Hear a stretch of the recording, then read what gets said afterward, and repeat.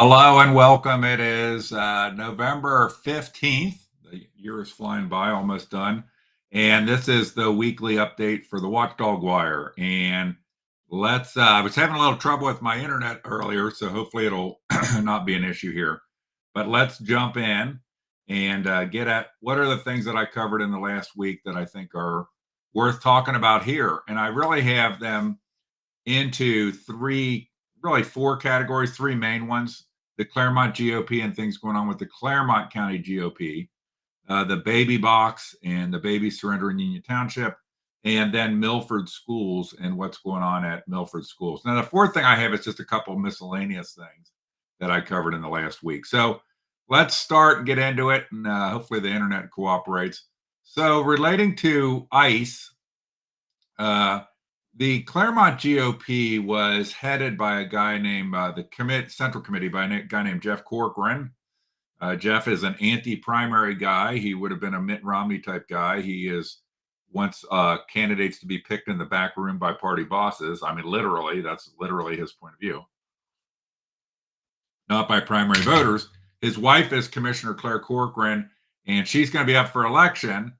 Previously, current Sheriff Chris Stratton had resigned from the Republican Central Committee in disgust over Jeff Corcoran and others protecting Greg Simpson, who is on State Central Committee and an executive in the Clermont GOP, who threatened my son and me and lied up, down, left, right, and center in investigation interviews with the sheriff. But anyway, so now Jeff Corcoran all of a sudden is trying to get at the next Republican meeting, which is the next regular meeting is the 19th, Wednesday the 19th, 7 o'clock. It's open to the public. Feel free to stop by, 197 East Main Street. And he's got this thing about basically we agree with the sheriff supporting ICE, which is really unnecessary. Be interesting. It could bring people that they don't want to come to the meeting to talk about this subject. But it appears to be, I can tell you, it appears to have the no sincerity, that it's really just about probably Jeff Corcoran trying to glad hand Chris Stratton to get him to endorse Claire Corcoran for commissioner. That I don't think will happen. So I don't know. I don't have conversations with Chris Stratton. I did at one point, but that's one of the things going on. So this meaningless thing about supporting the sheriff in his support of ICE. That's, part one. Okay. Part two of what I wanted to update on the Clermont GOP. By the way, I have a proposal as part of what I just covered that I'm going to try to get somebody to make at the next meeting. That is to have actual candidate forums. If you're from another county, you don't realize how crazy the way the Clermont GOP works is they do primary endorsements, which I'm not a fan of. They do them before the filing deadline because in Clermont County, you're not supposed to file your petitions unless you become endorsed, so there will be no real primary. And so they have an endorsement meeting that's closed to the public, unlike those in other counties. It's a very crony system. But the second thing that I hit on this is to talk about, really to juxtapose what's going on in the Brown County party versus the Clermont County party. So I did a thing talking about the event because I found out that the Brown County party is consistently having events that draw more people than the Clermont County party, but the Clermont County is like almost 5 times bigger. So why is it? And it's not like Clermont County is a blue county. I think it's on the way to becoming a blue county due to bad leadership in the Republican Party. So that's what this talks about, and how the Clermont GOP should have been able to have a Charlie Kirk event to fill a stadium, not to, just fill a square, and actually have less people than Brown County had at their event. So that's a second thing is, if you get a theme here, the theme that I'm trying to hit on is that the Clermont GOP is basically a carcass. So it doesn't have candidate forums. It doesn't have events. It doesn't draw people. That's like a manufactured thing a lot of times when they do have things. And one of the things I highlighted in that article is just by comparison, I think in the time period in question, I think it was since July 11th to when that report was, the Clermont GOP had a total of 3 social media Facebook posts. And the Brown County had more than 3 just on Congressman Dave Taylor in that time period. And I couldn't even count how many they had. It's just such a facade. And then you wonder, And one thing you got to realize if you're involved in politics, I don't care whether you're left wing, right wing, is that in a county like Clermont, probably 30% of the people who run as Republicans are not Republicans because you have to be a Republican to win right now in Clermont County. So former state rep Tom Brinkman told me what happens is when a county starts flipping, which I think is already happening in Clermont County. Maybe I'll talk about that in some other broadcast. But it'll go really quick. It'll go from like 0 to 30% because now it'll be a green light for all the people who are actually Democrats to run as Democrats. But also, you have also your element of the political class that they would just chameleon into whatever it took to get elected. So they don't care. They're not really conservatives. They're not really, what they will do is if this were a blue county, they would be Democrats because that's how they would get elected. It's about power, not about, any sort of principle. And if you get that through your head, you'll be a lot better off understanding the political system. But on both sides, frankly, on both the Democrat and the Republican side. So the next thing that I wanted to hit on is I did a video. I don't know why I put this under Clermont GOP, but it is that the Clermont GOP in theory controls the. I know why. Is the dominant party in the county. Well, so there has been a cover up for almost a year, probably literally exactly a year about right now. There's been a cover up that one of the Board of Elections members for Clermont County, Rick Grant, had a serious stroke and was unable to cognitively perform his duties. And it was covered up completely. And I figured it out. I broke the story because I called him where he was in a rehab center and talked to him. And then I went to several meetings and filmed him. And then as usual, I'm the bad guy. What's so ironic, and it goes to my point of shapeshifters, the same people that would be talking about Joe Biden being propped up by people around him and it being hidden what his real condition is, we're doing the exact same thing with Rick Grant. Well, Rick Grant has now resigned from the Board of Elections, and there is so as usual, the Republican Party has a secretive process. The meeting is today. I got to go to there after on this Board of Elections replacement, and so the Central Committee of a party makes a recommendation to the Secretary of State of who to replace an open spot on a Board of Elections. So that meeting is happening today. It was kept secret. I found out about it only because in the township I live in, Union Township, the executive sends out stuff to the committeemen so we know what's going on because a lot of stuff is kept secret. Is that the Republican brand? Secrecy, lack of transparency? No, that's these people's brand, though. And that's why I put this in the Clermont GOP, the cover up, this. It's such, one other thing you got to appreciate is in the political class, it's all about pure situational ethics. Pure situational ethics. So when Biden was like, oh my God, they're propping up Biden. But when Rick Grant, anybody brings this up, this should be kept secret that Rick Grant's unable to cognitively operate on a Board of Elections. The thing, too, is there's probably a lot of cachet that goes with being president. Being on the Board of Elections, who really cares? You get like a minimal stipend. You don't get health care insurance. And, why don't you just move on? Like just let somebody else do it. By the way, nobody wants anybody to decline or have a stroke, but it's going to happen to all of us, right?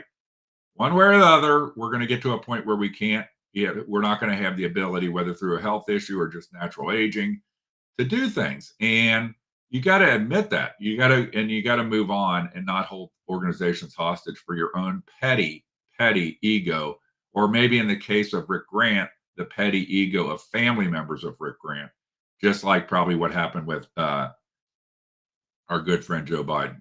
Okay, now let's go back to look at what's the next thing I have up. So let's talk about the baby box. So there was a surrender of a baby in Union Township in the baby box.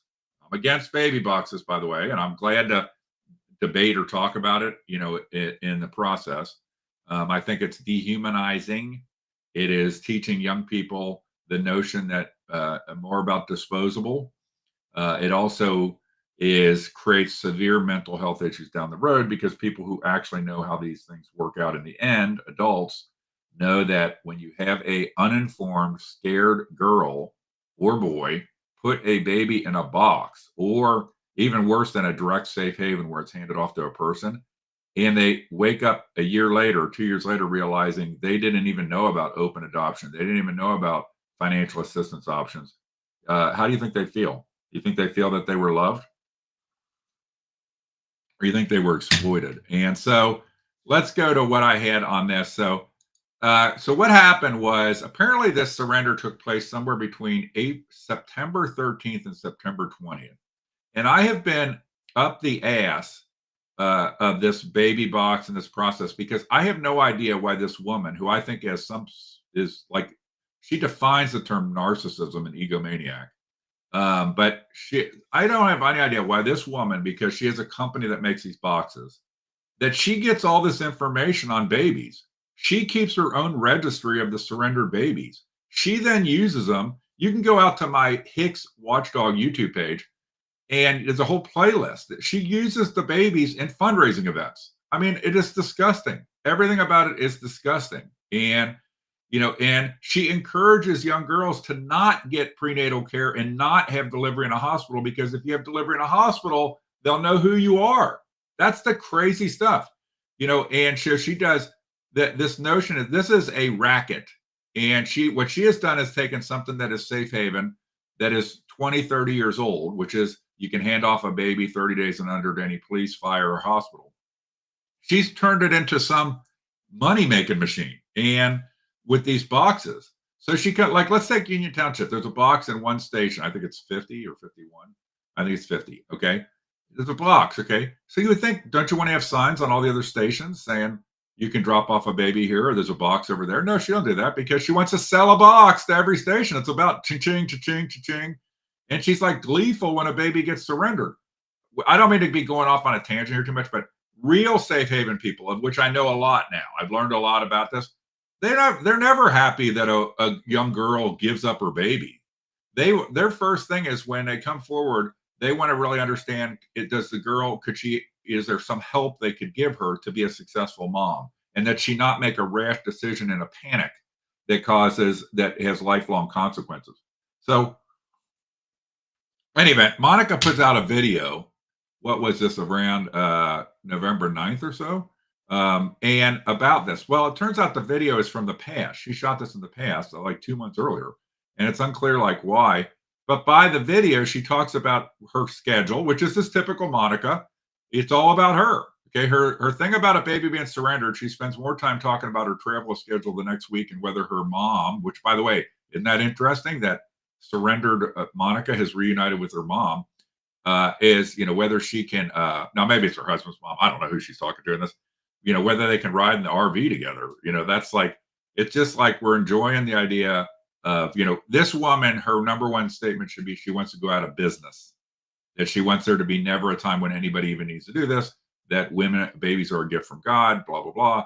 And she wants them. So anyway, she puts out this video, and that's trying to figure out, like, hey, what's going on here? Like, now I'm very complimentary to the township for keeping this under wraps, because I never had a clue. And then I went to a blessing of a baby box in Hamilton. She just happened to be stopping by. And I want to put the audio on for this one, because at the very beginning here, she will not take questions. Like, I was trying to ask questions like, why don't you allow the Ohio toll-free number for what's called Help Me Grow be on the wall? Why don't you let the name and address of the closest hospital be on the wall? Those are the kind of questions I'm trying to ask, okay? Because it doesn't take hard questions to blow this thing up, that it's a racket where she wants to control the babies. And by the way, in Indiana, she does. She controls it end to end. Okay, so from what I understand, if you go to the website, you can see on her website that there's somehow she's controlling it. But let's watch the very beginning so we see some of these loving people. They're certainly not there for photo ops. This is certainly not a money-making racket. These are certainly just doing it up purely out of love, who won't take any questions and won't have any input. Why are you afraid of questions? This is not the time or the place, okay? When is the time or the place? This is not the time. Here, can you please take the questions? I need to get security. You know my position. I'm pro-life and you're not. I'm pro-life.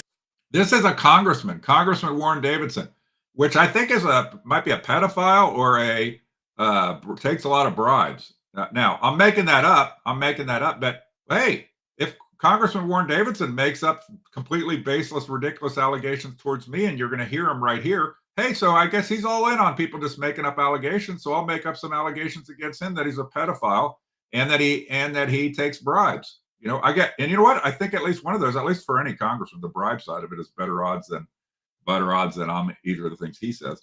But Well, I need to get security. you know my position. I'm pro-life, and you're not. I'm pro-life too.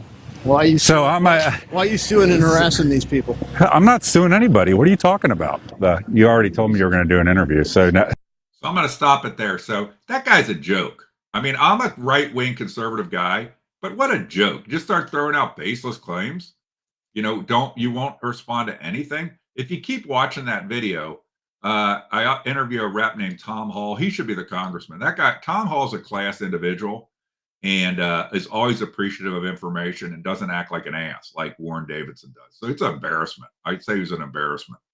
There's better conservatives out there than Warren Davidson when you see the way he behaved there. I only heard him once the other time give a speech at a Lincoln Day dinner that I was very unimpressed with. I've had people tell me that sometimes he gives good speeches, but it was not good. So that's a blessing in Hamilton. And then I did a township update on the baby box about the by the way, in the egomaniac of Monica Kelsey, I'm going to play the sound for this. I mean, she puts out all these goofball videos like this. Please don't be a bitch to me, because then I have to be a bitch back. And I am so much better at it than you are. This is an update on. So she does this all the time, those kind of videos. And the people who are traditional safe haven people, they're like pro-lifers. They're like stunned. Like this woman is in their faces. She's like suing them. She's the one who sues people. She sued the people in Florida that do real safe haven. And she just won't answer. She just is brutal to them. She is exactly what she said. She is a bitch to them. And the people who are traditional safe haven, they're like super loving people. And they're like shell shocked by like, who is this woman who is such a bitch to everybody all the time? But anyway, I did an update and I pinpointed when it had to take place because the video that Monica Kelsey put out talked about events she was at, and that let it be able to be discovered when the surrender took place.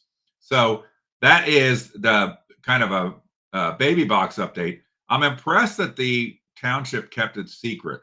I also found out that nobody had authorized legally Monica Kelsey to release that video when she did. It was a surprise to them. So it was a surprise to at least the administration in Union Township because they thought the whole thing was supposed to say anonymous all the way and keep it anonymous, which is great. That's why it should work. So it's supposed to be anonymous. But Monica, I guess somebody gave her the green light someplace to go do that video, put that video out that she had obviously saved for months and just threw it out there versus even doing a contemporaneous video with what she released. Okay, so that is the baby box update. Let's go to the Milford schools. So what can I say about Milford schools? So Milford schools. How effed up of a culture can you create? This whole thing, there's a statutory obligation of reporting credible allegations of any sexual abuse or items of a sexual nature involving a student. And that is supposed to be a zero tolerance thing. That doesn't mean somebody's guilty, doesn't mean this, but you report them. And the athletic director at Milford did not report on multiple occasions credible allegations. And so now apparently he's on the hot seat, going to get fired, what have you. I don't really know. He's either fired, going to be fired, I don't know. We'll see what happens, okay? But you have what's so disgusting, just is like, I can't even believe it, okay? How bad this culture must be at Milford schools. So they have a board meeting, and the coaches, one of them stood up and said 30 coaches signed a letter. And the coaches seem to be going in overdrive to protect the AD, whose name is Aaron Zupka. So they're going to, and they all signed a letter, 30 coaches, and they got the kids all whipped up as prop pieces to defend, Zoop. Like Zoop's got to be defended. And It is absolutely disgusting. And frankly, these coaches should probably, a lot of them, be fired. I mean, and because they don't seem to grasp that it is non-negotiable that you report these things per the statute. That is non-negotiable. And I tell people this story. I'm going to tell a real quick story here. I worked for IBM for a long time. After I worked for IBM, I heard a story, but guy that I used to work with had called me, told me this story. It's a true story. The third ranking person in IBM was a guy named Andy Monshaw. And IBM always had conventions and stuff like that, either in Vegas or Orlando. They were having a thing in Vegas. There was like a dinner and entertainment that night after a day of this convention. And people look over, and this guy, Andy Monshaw, is rolling on the floor with a girl. The third ranking person is rolling on the floor with a girl in the middle of a dinner / entertainment event for this convention. And people are like, what in the hell is going on? The next day, my buddy told me the next day, all evidence that Andy Monshaw ever had existed in IBM was gone. And I tell you, I don't know what IBM's like now, but that was a great culture because, that doesn't mean Andy Monshaw wasn't a great guy, talented guy. It only takes a one or two bad decisions to turn everything sideways. And what IBM had at that time, I don't know about now, that I saw, and I was a manager in IBM, was that it didn't matter what level you were. If you crossed a red line of the business conduct guidelines, you were out. And people seeing that the third in line person of the whole company is out because he violated a guideline, that is a great cultural story. Not that people don't make mistakes, but that we are going to handle this the same, whether it's somebody that everybody loves or whether it's somebody that everybody hates.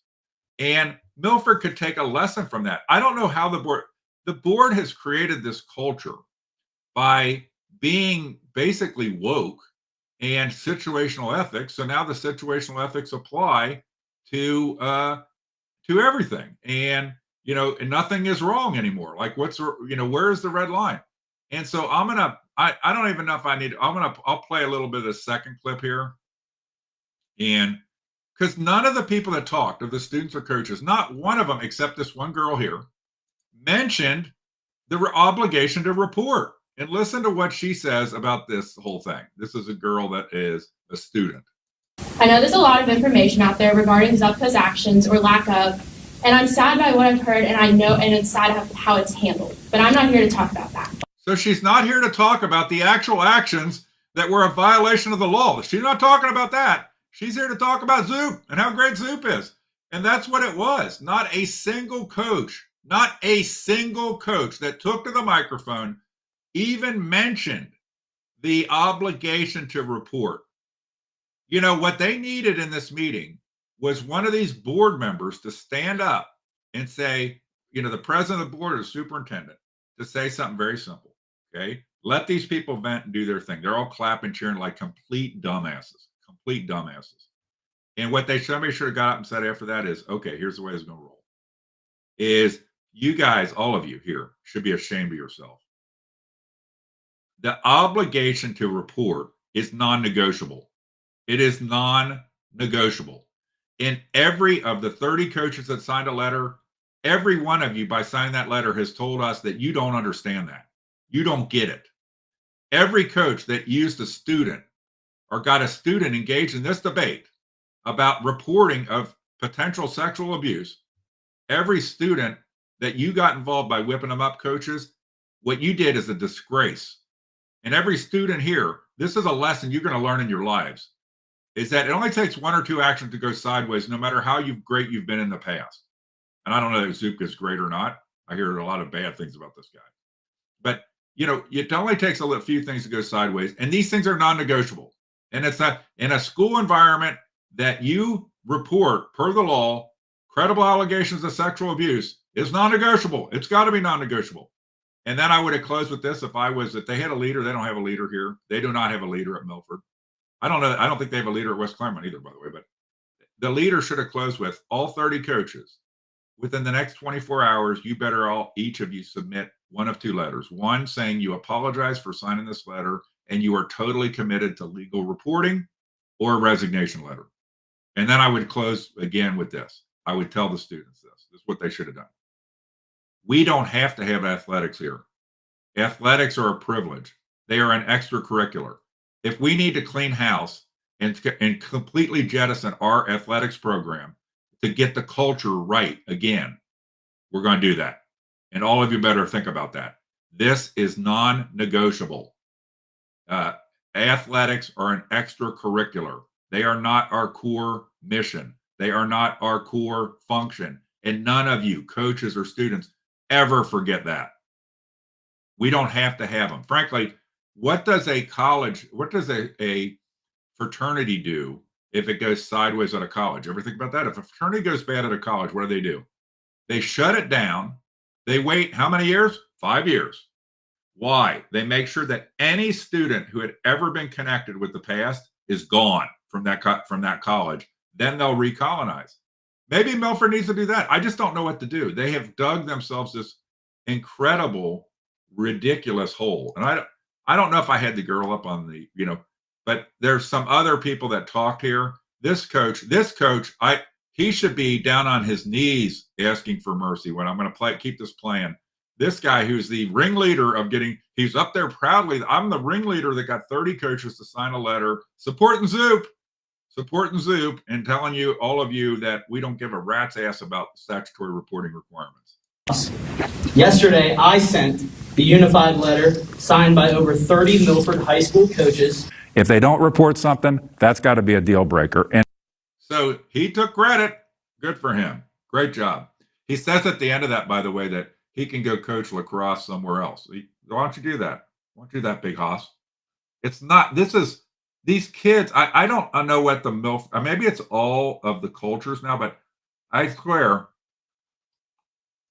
these Milford people think that they are, the fancy, the elites, I'd much rather be from a middle class or not that attitude. I mean, I just don't know how you let your culture get so fucked up as these people have at Milford.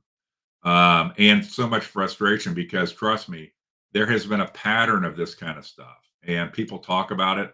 I have not vetted it all, but people talk about past events that are like this stuff that has happened with Zoop.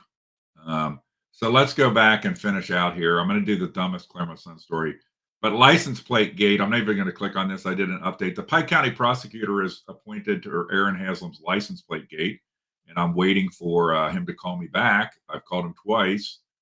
We'll see. Ring, ring, ring, ring. Can we show?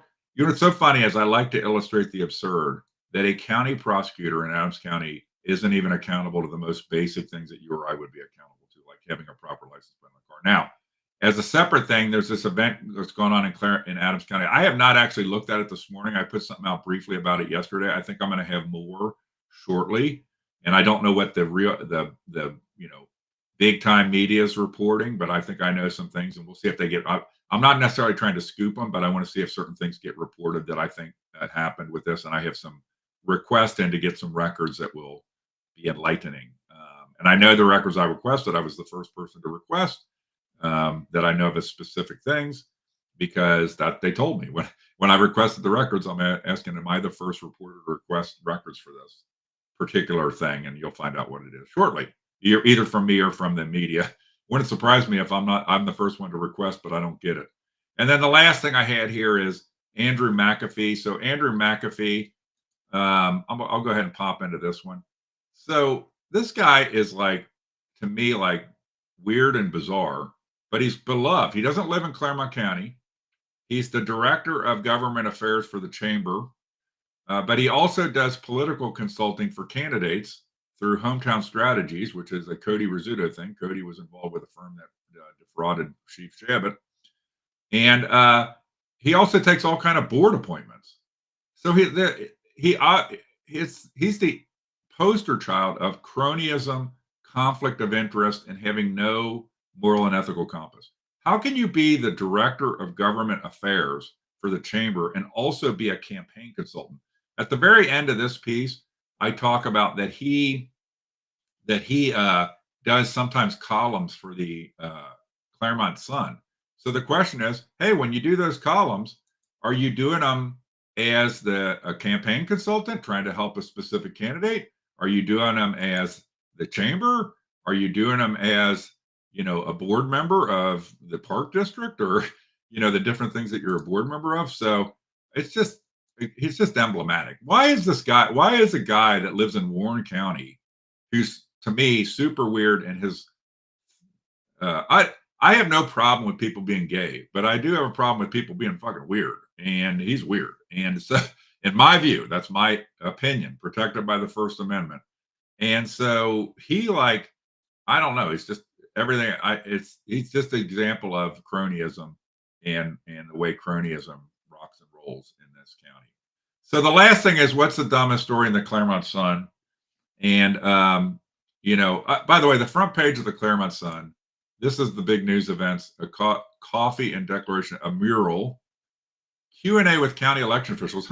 I did a Q&A on video on election day. It's funny. Nice to give Megan the story. Great. Thank you for copying. That's good. That's cool.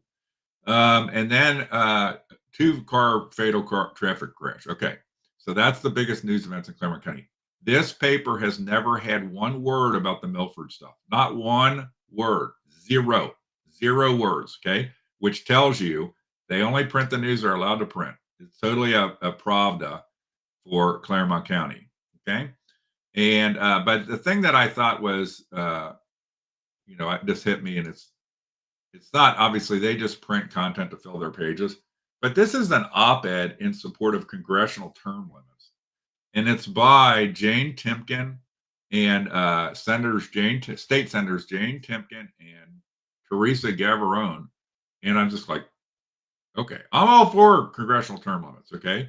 Why don't you guys fix the term limits in Ohio? I mean, you have term limits. The citizens, when they put term limits in place in Ohio, the idea was we would get not the same people, but you look at our entire system and it's all based on musical chairs. The statewide candidates, oh, I'm done being, Secretary of State. Now I'll be Attorney General. Now I'll be this. Now I'll be they just rotate chairs, rotate. Okay. And in the House and the Senate, they just rotate chambers. So they do their 4 terms in the House. That's the term limit, 8 years. And then they go do 2 terms in the Senate. That's 8 years. Then they go back to the House. That's 8 years. That is the way it operates. So if Jane Timken and Teresa Gavarone want to do something, why don't they fix it in our own state? Because the voters did not want musical chairs. That was not what the voters wanted when they put term limits in place. So that's the thing that kind of struck me the most in the Sun. Really, the Sun this week, I was like flipping through. There's nothing in here this week, nothing. Look at how much story they have on the mural. Just as an example, I put up page 1 here. So the whole top here, where I don't know if you can see my mouse or not, is the whole top is this. And then you go to the second page, and 2/3 of the second page is this mural story. I'm all for murals. Fantastic. Okay. I'm not sure if it's a 2-page story, it's a full page of the paper. When you have now, by the way, this week, 12 pages. Okay. We're getting smaller again with this. And so you look, there's really no news. And it goes, the sports section's always pretty good in here. And then your government public notices, which is the payola that makes the paper loyal to the government, because they can't stay in business without the government money. And then one thing finally that struck me is there's some article some ad in favor of development. And by the way, look at the people. Everybody's in favor of development. Look, they're young, happy, telegenic people. It's fantastic. But it's oh, who's doing this? So there's some group, Citizens for Responsible Growth, that's for development here. So I don't know if people know this, but what's happened is Batavia Township people got people so whipped up against Batavia Village that they actually cock-blocked themselves. And so they got their planned development voted out of their code. And now that's the only type of development any developer wants to build now is planned development, which is patio homes, homes that typically the homes are densely configured, but then there's amenities like a park. This is the way people want to live now. Whether it's right or wrong, a dense community with amenities like a walking trail, a lake, a park, that kind of stuff. And so the land gets distributed. Like my neighborhood, everybody has like quarter acre lots, but imagine the houses were very close together, but all that unused land became a park that everybody could use. That's the current in vogue development because that's what people want. Older people want that, even younger people want that. And Batavia Township got voted that they're not allowed to have that kind of development. So somebody told me that one of the big developers said they won't even pursue development in Batavia Township once their things are done. So I don't think that was Batavia Township's intent. And of course, they approved 2 projects right after the election because they wanted to appear like they were going along with the no growth people, or not call it out, and then they did it. So that is, that's something that I found was interesting, and that somebody's putting some money into defending this. So I got what's coming up. There's some stuff relating to this, what's gone on in Adams County overnight, but I haven't even kept up to date in the news this morning on it. And we'll work it from there. And a few other things. For me, I have a lot of stuff going on that's unrelated to doing this. And so we'll see what I do this week. I have like plenty of content to cover. It's just, do I have the time cycle? So, hey, thank you for tuning in on Saturday, November 15th. Have a great rest of the weekend, and see you next week.